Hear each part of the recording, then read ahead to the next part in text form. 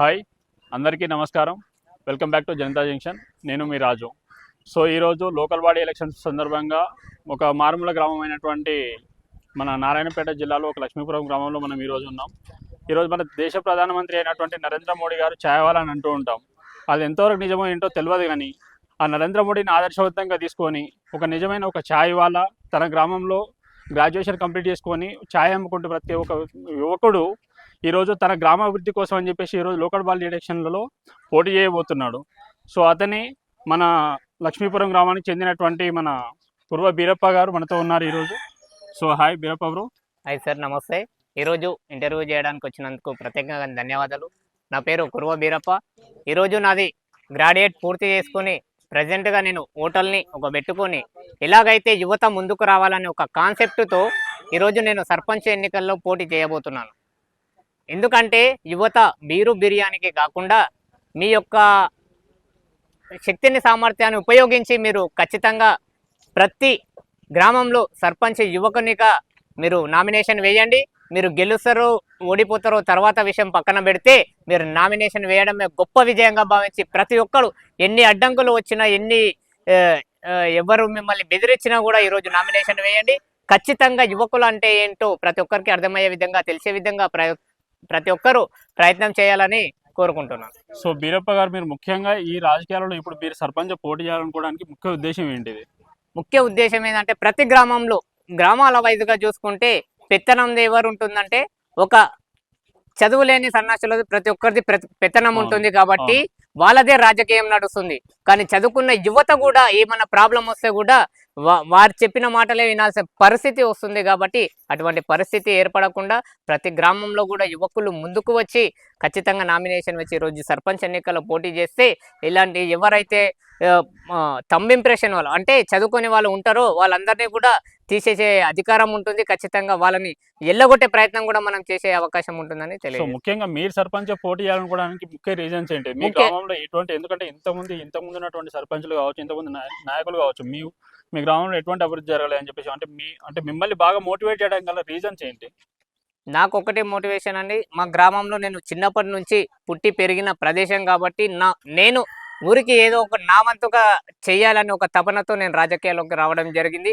ముఖ్యంగా మా గ్రామంలో ఉన్నటువంటి ప్రస్తుత ఇష్యూ ఏంటంటే డ్రైనేజీ వ్యవస్థ.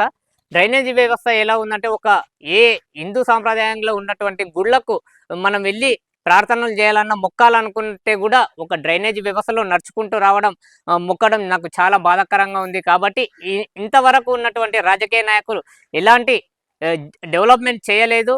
కానీ ఈరోజు నన్ను గెలిపించండి, ఖచ్చితంగా మీకు వ్యవస్థను మార్పు తీసుకొచ్చి గ్రామ అభివృద్ధి ఏంటో నేను చూపిస్తానని కోరుకుంటున్నాను. సో దీనికి ఖచ్చితంగా మీరు బీజేపీ పార్టీని ఎంచుకోవడానికి మెయిన్ రీజన్స్ ఏంటి? బీజేపీ ప్రభుత్వాన్ని తీసుకోవాల్సిందంటే ఉదాహరణకు మన నరేంద్ర మోడీని చూసుకుంటే ఒక ఛాయ్ అమ్ముకునే వాళ్ళే ఈరోజు ప్రధాని అయింది. ఎందుకంటే ఆయన చేసిన కష్ట ఫలితమే ఈరోజు. కాబట్టి ప్రతి ఒక్క యువత ఈరోజు నేను నిజంగా పార్టీలకు అతీతంగా ఉంటా, కానీ నాకు పార్టీలు అనేది ఏది లేదు. ముందుగా హిందూ ధర్మం. సో మీరు ఎన్ని సంవత్సరాల నుంచి రాజకీయాల్లో ఉంటున్నారు? దాదాపు ఒక 2 సంవత్సరాలు. 2 సంవత్సరాల నుంచి మీరు బీజేపీ పార్టీలో ఉన్నారు. అవును. గత 3 టర్మ్స్గా ఇప్పుడు బీజేపీ పార్టీ సెంట్రల్లో ఉంది, సెంట్రల్ అధికారంలో బీజేపీ పార్టీ ఉంది. సో అయినా కానీ మీరు మీ నాయకులతో మాట్లాడి మీరు గ్రామాన్ని డెవలప్మెంట్ చేయొచ్చు కదా. సో ఖచ్చితంగా మీరు సర్పంచ్గా పోటీ చేయాలనుకోవడానికి దానికి మెయిన్ రీజన్స్ ఏంటి అంటారు? అంటే ఇక్కడ గ్రామాలలో మన తెలంగాణలో అధికారం లేదు కాబట్టి మాకు అవకాశం ఉంది. తెలంగాణ అధికారం అంటే ఇప్పుడు మన తెలంగాణ రాష్ట్రంలో కూడా 8 ఎంపీ సీట్లు గెలుచుకున్నారు బీజేపీ పార్టీ లాస్ట్ టైం. అయినటువంటి కానీ బీజేపీ పార్టీ ఇప్పుడు 8 మంది ఎంపీలుగా అయినా కానీ మేము మన రాష్ట్రానికి, తెలంగాణ రాష్ట్రానికి ప్రత్యేకంగా ప్యాకేజీలు కానీ డెవలప్మెంట్ పేరు మీద తెచ్చినటువంటి ఏమీ లేవు. సో ఇప్పుడు నువ్వు ఒక సర్పంచ్గా నువ్వు గెలిచి మీ గ్రామానికి నేను అభివృద్ధి చేస్తా అనేటువంటి హామీని అంత గట్టిగా ఎలా చెప్పగలుగుతున్నావు? ఇప్పుడు గ్రామానికి వస్తున్న నిధులు ప్రతి ఒక్కటి సెంట్రల్ గవర్నమెంట్ వచ్చిన ఫండ్స్ మాత్రమే, స్టేట్ నుంచి ఎటువంటి ఫండ్స్ అయితే లేవు. ఇప్పుడు చేస్తున్న ప్రతి ఒక్క ప్రాజెక్ట్ ఏదైనా కానీ చిన్న ఊర్లో సీసీ రోడ్ వేయాలన్నా కూడా ఖచ్చితంగా సెంట్రల్ గవర్నమెంట్ నుంచి వస్తుంది. కాబట్టి నేను ఇప్పుడు వాళ్ళను దృష్టిలో పెట్టుకుని నేను ఒక అభ్యర్థిగా గెలిస్తే నాకు ఇంకా వాళ్ళు దగ్గర అయ్యే అవకాశం ఉంటుంది, ఇంకిన్న ఎక్కువ ఫండ్ తీసుకొచ్చే అవకాశం ఉంటుంది ఒక ఉద్దేశంతో నేను ఈరోజు సర్పంచ్గా నిలబడాలని నిర్ణయించుకున్నాను. సో ఇప్పుడు మీరు అంటున్నారు ఆల్మోస్ట్ ఒక గ్రామానికి సెంట్రల్ గవర్నమెంట్ నుంచి ఫండ్స్ వస్తాయని చెప్పేసి అంటున్నారు. సో మీరు ఇంతకు ముందే మీ సెంట్రల్ గవర్నమెంట్ నుంచి మీరు జిల్లా నాయకులతో కావచ్చు, మీరు కొంతమంది టచ్లో ఉన్నారు. సో వాళ్ళతో మాట్లాడి మీరు ఒక పోటీ చేయకముందే కొంచెం అభివృద్ధి చూపించి మీరు చేపియాల్సింది కదా. సో మీరు అదంతా చెప్పకుండా ఇప్పుడు, ఎందుకంటే ఇప్పుడు మీరు అంటున్నారు కదా, ఇప్పుడు రాష్ట్ర ప్రభుత్వాన్ని ఏం లేదు, ఒక సర్పంచ్ వాళ్ళు Telangana BRS party Congress party వాళ్ళు గెలిచారు, వాళ్ళు అభివృద్ధి చేయలేదు, వాళ్ళ సొంత స్వలాభం ఏదో చూసుకున్నారు. మీరు అంతకుముందే చేసి ఉండొచ్చు కదా. సో సర్పంచ్గా పోటీ చేస్తేనే నేను చేస్తా అని చెప్పేసి అన్నటువంటి ఎందుకు? నేను సర్పంచ్కి ఇప్పుడు పోటీ చేస్తున్నాను. గెలిచినా గెలవకపోయినా నా ప్రయత్నం అయితే ఆపను. ఖచ్చితంగా నేను డెవలప్ చేస్తా. ఎందుకంటే నేను వచ్చింది షార్ట్ టర్మ్. నాకు ఇంకా అంతగానో అవగాహన లేదు. ఇప్పుడు నేను ఒక్కొక్కరుగా ఎదుగుతున్నాను. ప్రతి ఒక్క టచ్లో ఉన్నారు. ఆల్రెడీ కొన్ని ఎస్టిమేషన్లు కూడా వేసినాము. అవి ఇప్పుడు కొంచెం ఎలక్షన్ డ్యూటీ వచ్చినందుకు అవన్నీ పెండింగ్లో ఉన్నాయి. అవి కూడా త్వరలో ఊర్లో ఐమాక్స్ లైట్స్ కావండి, కొన్ని విషయాలు డ్రైనేజ్ వ్యవస్థ కూడా మా పార్లమెంట్ సభ్యురాలైనటువంటి డికే అరుణ గారితో కూడా అపాయింట్మెంట్ తీసుకోవడం జరిగింది. వాళ్ళతో మాట్లాడడం జరిగింది. ఈ ఎన్నికలు కూడా అయిపోయిన వెంబడే అభివృద్ధికి కూడా మీకు సహకారం చేస్తానని చెప్పడం జరిగింది. ఓకే. సో అంటే మీరు ఓన్లీ ఇప్పుడు ఒక సర్పంచ్ మీరు ఏం చేయాలనుకుంటున్నారు? ముఖ్యంగా ఒక డ్రైనేజీ సిస్టమ్, ఒక గ్రామానికి ఒక లైట్లేనా, ఇంకా సర్పంచ్ ఇంకేం చేయాలి? ఇవి కాకుండా ఇంకేమైనా ఉన్నాయా మీకు? ఉన్నాయి. గ్రామంలో ఉన్నటువంటి చాలా మందికి అవేర్నెస్ లేక కొంతమంది రాజకీయాల వాళ్ళు ఇప్పటి నుంచి ఎంతవరకు మేలుకుంటూ వచ్చారు కాబట్టి వాళ్ళకి అవగాహన ఉందో లేదో నాకు తెలియదు. నేను వాళ్ళ గురించి అయితే నేను తప్పు పట్టడం లేదు. ఈరోజు అవగాహన ప్రకారంగా ఇంత నాలెడ్జ్ వచ్చినా, ఇంత టెక్నాలజీ వచ్చినా కూడా బహిర్భూమికి లేడీస్ అండ్ జెంట్స్ ఇంకా మోటివేషన్ పద్ధతిలో బయటికి వెళ్ళి కూర్చోవడం జరుగుతుంది. అటువంటిది తీసుకురాకుండా ప్రతి ఇంటికి బాత్రూమ్ ఉండే విధంగా, దాన్ని బయటికి చూసుకునే విధంగా, ఇంట్లో బయటికి కాకుండా ఇంట్లో చూసుకునే విధంగా వాళ్ళకి మోటివేషన్ ఇచ్చి అలాగే చేయడం కానీ, అలాగే ఇంకా కొన్ని నేను ఒక మేనిఫెస్టో రెడీ చేసుకున్నానండి. నన్ను గెలిపిస్తే ఇప్పుడు ప్రతి ఇంట్లో ఒక ఆడపిల్ల పుడితే ఒక భారంగా భావిస్తున్నారు. అది ఆడపిల్ల అనేది భారం కాదండి. ఒక మగపిల్ల కంటే ఎక్కువ ప్రతి విషయంలో, చదువులో కానీ, వ్యాపారంలో కానీ, ఇంకా విద్యలో కానివ్వండి, అలాగే రాజకీయంలో కానీ ప్రతి అడుగులో ముందడుగు ఉన్నారు. కానీ ఇక్కడ ఉన్నటువంటి గ్రామాలలో అటువంటివి ఏం తెలుస్తలేవు. కానీ పట్టణాలలో మాత్రం ఎక్కువ ప్రాధాన్యత గర్ల్స్కే ఇస్తున్నారు. గ్రామాలలో ఇవ్వడం లేదు.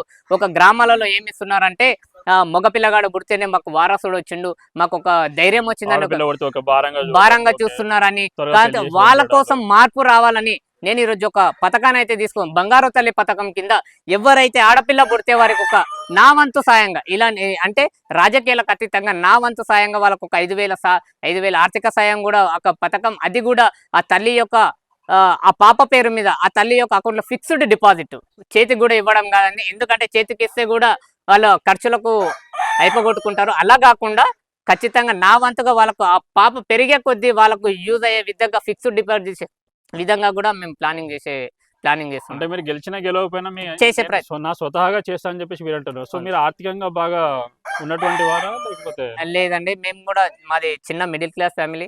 మాది ఒక కుర్వ కులానికి చెందిన కుటుంబం. మేము మొత్తం ఆధారపడేది వ్యవసాయం మరియు గొర్రెల మీద. బట్ నేను ఒక బిజినెస్ పరంగా చూసుకుంటాను. నాకు మేమి సంపాదించాలి, కోట్లు అవన్నీ ఎటువంటివి ఏం లేదు. ప్రజలకు సేవ చేయాలి. ఒక ఇన్సెంటివ్తో వచ్చిన నాకు వచ్చిన దాంట్లో నేను చేసే బిజినెస్లో కానివ్వండి, వచ్చే దాంట్లో ఒక 20% వరకు నేను ప్రజాసేవకు సేవ చేయాలని ఒక లక్ష్యంతో ముందుకు వెళ్తున్నాను. ఓకే. సో ఇప్పుడు మీరు ఒకవేళ సర్పంచ్ గెలిస్తే మీరు ఫస్ట్ చేయాలనుకునేటువంటి పనులు ఏమున్నాయి? మొట్టమొదటిగా చేసేది అండర్ డ్రైనేజ్.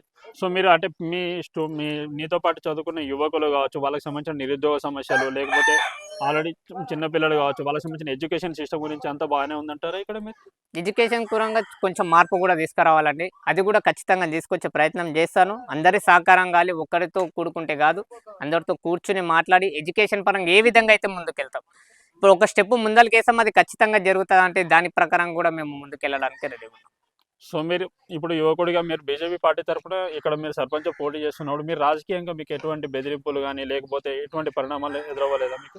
ఎందుకంటే ఒక యువకుడు ఒక రాజకీయాల్లోకి వస్తున్నా అంటే ఇంతకుముందు ఉన్నటువంటి అధికారులు కావచ్చు, నాయకులు కావచ్చు, చాలామంది తొక్కాలని చూస్తుంటారు. సో యువకులను రాకుండా కొంచెం అడ్డుకట్ట వేయడం అలాంటివి జరుగుతూ ఉంటాయి. సో మీకు అలాంటి ఏమి ఎదురవ్వలేదా? జరిగినాయి సార్. అటువంటివి కూడా మాకు చాలా విషయాల్లో సందర్భాలు వచ్చినాయి. బట్ వాళ్ళ పేర్లు అయితే నేను బయట పెట్టలేను, ఎందుకంటే మళ్ళీ టార్గెట్ నేనే అవుతా కాబట్టి. బట్ అటువంటి ఉన్నారు. ఇంతకుముందు మేము ఇనాన్మాస్ గురించి ఒకటైతే మాట్లాడినాము. ఇప్పుడు జరిగిన మీటింగ్ కాకుండా ఇంతకు ఒక 3-4 డేస్ బ్యాక్ మాట్లాడితే ఆడేం చేస్తాడులే పిల్లగాడు, ఆడికి ఏం శాతం అవుతుంది అటువంటి అయినా కూడా పిల్లగానైనా కానీ ఏదైనా కానీ బరిలో నిలబడతాం, మీరు నిలబడండి. ఎవరి సత్తా ఏంటో తెలుస్తుంది, ఎవరు అభివృద్ధి చేసిరు, ఎవరు అభివృద్ధి చేయలేదు. ఏది ఉన్నా కూడా మా గ్రామంలో ఏ పని ఉన్నా కూడా వాళ్ళు ఈ పని చేసిరంటే నేను ఖచ్చితంగా వెళ్తాండి. వాళ్ళు ఎందుకు అడుగుతారంటే ఒక ఎడ్యుకేషన్ పర్సన్ ఉన్నాడు, వానికి ఏదో తెలిసి ఉంటుందని ఒక ఇంటెన్షన్స్తో అడుగుతారు. కాబట్టి ఇప్పటి వరకు కూడా నేను ఏమున్నా కూడా వాళ్ళకు నా వంతుగా నాకు తెలిసి వాళ్ళతో ఒక్క రూపాయి ఆశించకుండా నేను ఇప్పుడు రేషన్ కార్డుల విషయంలో కానీ రీసెంట్గా జరిగినటువంటి ఏ విషయంలో ఉన్నా కూడా నాకు తెలిస్తే మాత్రం ఖచ్చితంగా వాళ్ళకి చేసి పెట్టిన ఇలాగే నా జీవనం కూడా సాగిస్తానని చెప్తున్నాను. సో ఖచ్చితంగా మీరు దానికి పోటీ చేయడం ఎందుకు? సో మీరు ఒక చదువుకున్న ఒక యువకుడు అన్నప్పుడు మీరు ఆల్రెడీ ఉన్న సర్పంచ్ దగ్గరికి వెళ్ళి మీకు మన ఊరి ఇట్లా డెవలప్ చేసుకుందాం అని చెప్పేసి మీ తోటి యువకులతో కలిసి మీరు అట్లా కూడా చేయొచ్చు కదా. సో ప్రత్యేకంగా మీరు రాజకీయాల్లోకి వచ్చి అంటే ఇంట్లో ఇబ్బందులు ఉంటాయి, రాజకీయంగా మీకు ఇబ్బందులు ఉంటుంది. సో మనం చూస్తాను ఆల్రెడీ చాలామంది టార్గెట్ అయ్యి వాళ్ళు డెత్ అవ్వడం అలాంటివి కూడా ఉంటాయి. సో అట్లా కాకుండా మీరు ప్రత్యేకంగా రాజకీయాలకు రావడానికి అట్లనే ఎందుకు? అంటే దీనికి ఏదో ఒక అధికారం ఉంటేనే పవర్స్ అనేది ఉంటుంది సార్. ఇప్పుడు మనం నార్మల్గా వ్యక్తులుగా చేస్తే ఆడు ఏదో చేస్తున్నాడని ఎవరు ఎట్లుంటారంటే, ఇప్పుడు మనం చేస్తుంటే కూడా అధికారంలో ఉన్న వాళ్ళు ఏం చేస్తారంటే అన్ని నేనే చేసిన అని డబ్బా కొట్టుకోవడం ఫ్యాషన్ అయిపోయింది. బట్ అటువంటి వరకు నాకు ఒక అవకాశం ఇవ్వండి, చేస్తాను, చేసి చూపిస్తానన్న ఒక కాన్సెప్ట్. అవకాశం ఇస్తే మీరు కూడా రేపు ఒక తెల్లచొక్క ఒక అధికారం రాగానే పవర్ వచ్చింది కదా అటువంటిది ఏముండదు. ఇప్పుడు నేను నా స్వార్థం కోసం చేయట్లేదు, గ్రామ అభివృద్ధి కోసం చేస్తున్నాను. గ్రామం ముందు పార్టీ ఎలక్షన్స్ ముందు ఎవరైనా చెప్పే మాటలు అవే. ఈ రోజు రాజకీయ నాయకులు చెప్పే మాటలు కూడా అన్నీ ఉన్నాయి కదా. ఇప్పుడు ఈ రోజు మీ బీజేపీ లీడర్లు ఏముంటున్నారు? హిందూ మతం అనేటువంటి కుల మతాలు కావచ్చు అభివృద్ధి గురించి మాట్లాడే నాయకుడే లేదు బీజేపీ పార్టీలో. కుల మతాలు అనేది కాదండి. ఇప్పుడు ప్రతి ఎక్కడ ఉన్నా ఏ పార్టీలో ఉన్నా కూడా నేను ఒకటే చెప్తా, హిందూ ధర్మాన్ని పాటించి ఏ నాయకుడైనా నేను పార్టీ పరంగా అయితే నేను డిస్కస్ చేయను.